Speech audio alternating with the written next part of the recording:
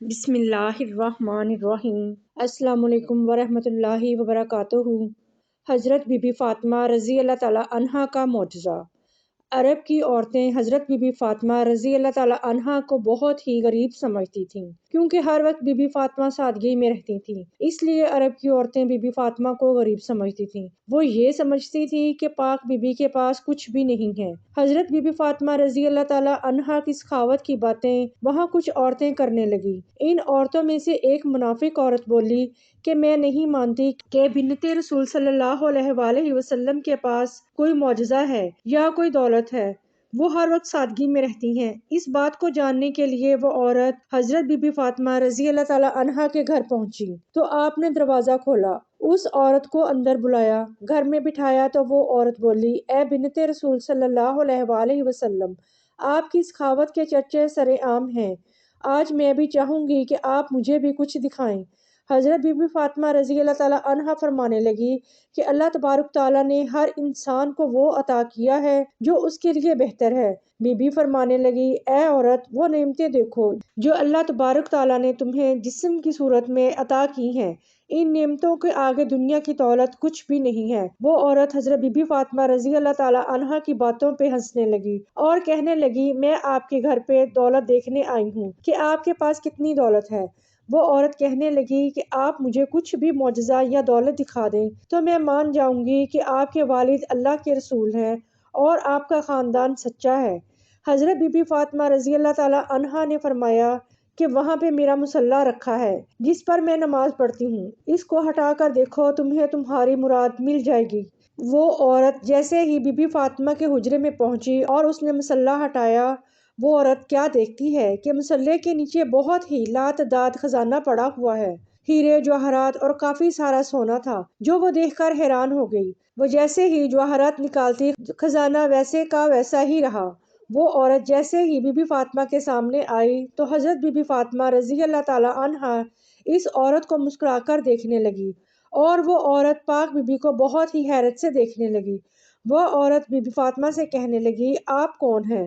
آپ تو اتنی سادگی میں رہتی ہیں، آپ کا لباس اتنا سادہ ہے اور آپ کے پاس اتنی دولت ہے، میں تو یہ سمجھتی تھی کہ آپ کے پاس دنیاوی دولت نہیں ہے، تبھی آپ اتنی سادگی میں رہتی ہیں۔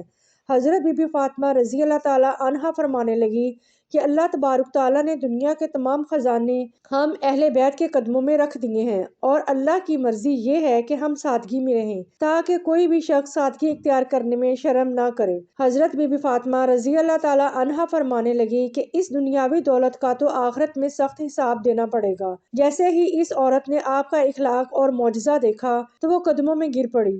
وہ عورت رو کر کہنے لگی، اے بنت رسول صلی اللہ علیہ وآلہ وسلم، مجھے معاف کر دیجئے، آپ کے والد اللہ کے رسول ہیں، میں اس بات کو تسلیم کرتی ہوں کہ آپ کا گھر اور آپ اللہ کے بہت قریب ہیں، اور آج میں بھی اسلام قبول کرتی ہوں۔ سلام ہو حضرت بی بی فاطمہ الزہرا رضی اللہ تعالیٰ عنہا کی سخاوت پر، جس کو کفار بھی دیکھ کر مسلمان ہو جاتے تھے۔ سبحان اللہ۔ حضرت بی بی فاطمہ رضی اللہ تعالیٰ عنہا کے پاس جو کچھ بھی تھا وہ آپ نے اللہ تبارک تعالیٰ کی راہ میں دے دیا اور اپنے پاس کچھ بھی نہ رکھا۔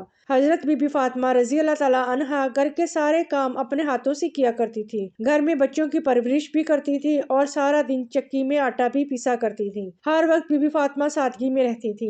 ایک عورت حضرت بی بی فاطمہ رضی اللہ تعالیٰ عنہا کے پاس آئی اور کہنے لگی، اے بنت رسول صلی اللہ علیہ وآلہ وسلم، میرے 3 سوال ہیں۔ پہلا یہ کہ کوئی ایسا عمل ہے جس سے انسان کے سارے گناہ معاف ہو جائیں، اور دوسرا سوال اللہ تبارک تعالیٰ کے نزدیک سب سے افضل کون سا گھر ہے، اور تیسرا سوال یہ ہے کہ انسان اور جنت کے درمیان کتنا فاصلہ ہے۔ یہ بات سن کر حضرت بی بی فاطمہ رضی اللہ تعالیٰ عنہا فرمانے لگی کہ میں نے اپنے ابا حضور صلی اللہ علیہ وآلہ وسلم سے سنا ہے کہ اپنے والدین کی خدمت کرنا ایک ایسا عمل ہے، اللہ تبارک تعالیٰ انسان کے گناہ ایسے معاف کر دیتا ہے جیسے آگ لکڑی کو ختم کر دیتی ہے۔ اور تمہارا دوسرا سوال تھا، اللہ تعالیٰ کے نزدیک کون سا گھر زیادہ افضل ہے؟ جس گھر میں عورتوں کا پردہ جتنا افضل ہوگا، اللہ کے نزدیک اس گھر کا مقام بھی افضل ہوگا۔ میں نے اپنے ابا حضور سرکار دو عالم صلی اللہ علیہ وآلہ وسلم سے سنا ہے کہ جیسے جواہرات کے لیے صندوق ضروری ہے،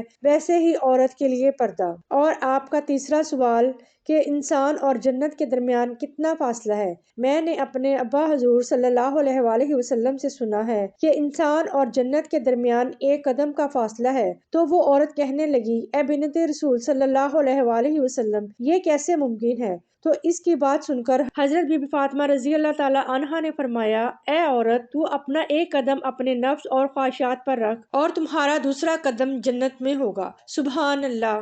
کتنا عظیم اور کتنا شان والا تھا میرے نبی پاک صلی اللہ علیہ وآلہ وسلم کا گھرانہ، کہ جس کے اخلاق اور سادگی کو دیکھ کر کافر اور یہودی بھی مسلمان ہو جایا کرتے تھے اور اسلام قبول کر لیا کرتے تھے۔ اور کتنی ہی عظیم شان تھی نبی پاک صلی اللہ علیہ وآلہ وسلم کی لاڈلی بیٹی بی بی فاطمہ الزہرا کی، کہ جن کے اخلاق اور سادگی کو دیکھ کر یہودی عورت مسلمان ہو گئی۔ سبحان اللہ! آپ بھی سبحان اللہ ضرور کہیے گا۔ تو امید کرتی ہوں کہ آپ کو آج کی یہ ویڈیو پسند آئی ہوگی۔ ویڈیو اچھی لگی ہو تو ویڈیو کو لائک کر دیں اور اس ویڈیو کو اپنے دوست، احباب اور فیملی ممبرز کے ساتھ لازمی شیئر کیجیے گا تاکہ وہ بھی ان اسلامی واقعات سے آگاہ ہو سکیں، اور کمنٹ باکس میں اپنی قیمتی رائے کا اظہار ضرور کیجیے۔ اور اگر آپ مزید ایسی معلوماتی اور اسلامک ویڈیوز دیکھنا چاہتے ہیں تو میرے چینل کو سبسکرائب کر لیں تاکہ ہر نئی آنے والی ویڈیو آپ تک بآسانی پہنچ سکے۔ اب اجازت دیجیے۔ اللہ تعالی ہم سب کو اپنی رحمت کے سائے میں رکھے۔ اللہ حافظ۔